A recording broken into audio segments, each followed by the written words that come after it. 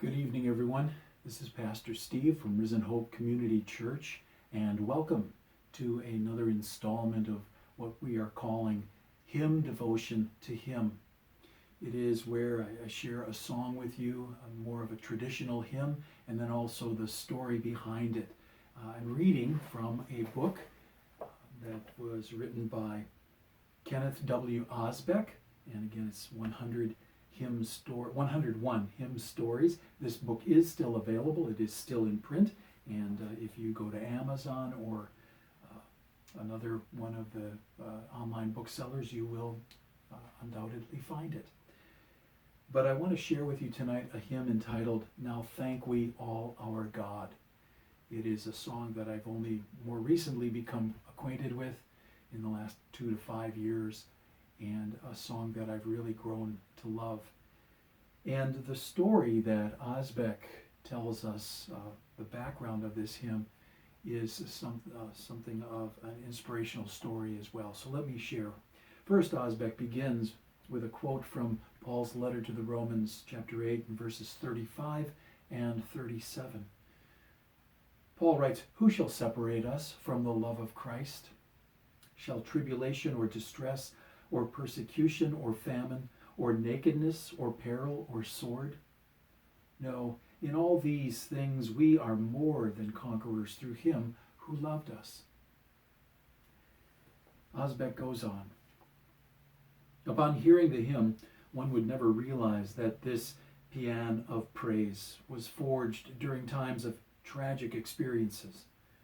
From some of the most severe human hardships imaginable during the 30 Years' War, 1618 to 1648, came this stately hymn, often called the national Te Deum of Germany because it has been sung on many occasions of national rejoicing. Martin Winkert, born on April 23, 1586, so we're only a day late in celebrating his birthday, in Eilenburg, Saxony, Germany, was the son of a poor coppersmith. He was for a time a boy chorister in the famous St. Thomas Church of Leipzig, Germany, where J.S. Bach was later musical director.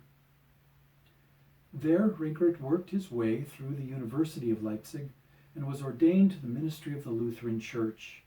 At the age of 31, he was called to be the pastor in his native town of Eilenburg.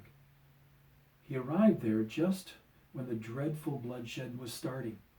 Because Eilenburg was a walled city, it became a frightfully overcrowded refuge for political and military fugitives from far and near. Throughout those war years, several waves of deadly pestilence and famine swept the city as the various armies marched through the town, leaving death and destruction in their wake.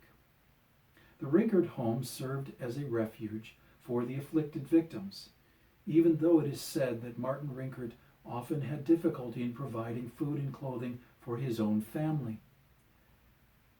The plague of 1637 was particularly severe.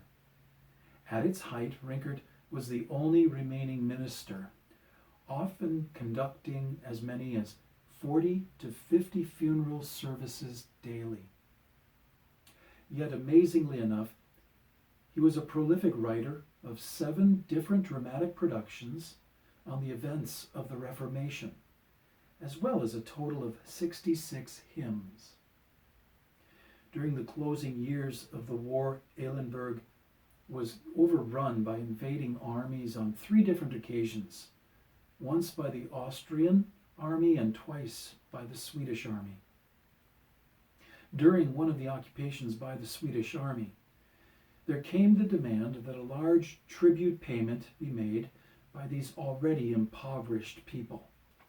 Rinkert interceded with the leaders of the army with such purpose, supported by the prayers of his people, that the tribute demand was finally reduced to a much smaller amount. It is said that when the Swedish commander would not first consider Rinkert's request for a lowering of the levy, the pastor turned to his humble parishioners and said, Come, my children, we can find no mercy with man. Let us take refuge with God. On his knees, Rinkart led his parishioners in prayer and in the singing of a familiar hymn. This demonstration of spiritual fervency so moved the Swedish commander that he reconsidered and finally lowered the demands of the tribute payment. Germany is the home of Protestant church music, and no hymn, with the exception of Luther's "A Mighty Fortress is Our God," has been used more widely in German churches than this hymn. The fine English translation by Catherine Winkworth in 1858 has aided its popularity in the English-speaking countries as well as in Germany. This gifted Englishwoman is also the translator of another well-known German hymn, "Praise ye the Lord, the Almighty." The majestic tune for this text was written by one of Germany's finest and most prolific composers, Johann Kruger, whose hymnal Praxis Pietas Melodica, published in 1644, was the outstanding German hymnal of the 17th century. It had 44 editions from 1644 to 1731. This tune with Rinkart's text appeared first in the 1647 edition of that publication. The first stanza of this hymn is a general expression of gratitude to God for his countless gifts of love. The second verse is a petition for God's continued care and keeping, with perhaps just a suggested hint of Rinkart's own personal hardships. Guide us when perplexed, and free us from all ills. The final stanza is a grand doxology of praise to the Father, Son, and Holy Spirit, the one eternal God.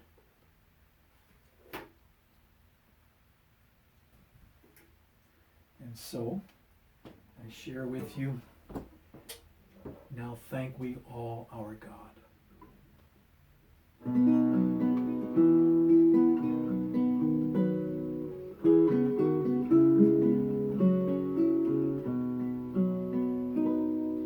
Now thank we all our God with heart and hands and voices, who wondrous things has done, in whom this world rejoices, who from our mother's arms has blessed us on our way with countless gifts of love, and still is ours today. Oh, may this bounteous God through all our life be near us, with ever joyful hearts and blessed peace to cheer us, and keep us in his grace, and guide us when perplexed, and free us from all ills in this world and the next. All praise and thanks to God the Father now be given, the Son and him who reigns with them in highest heaven, the one eternal God, whom earth and heaven adore, for thus it was, is now, and shall be evermore.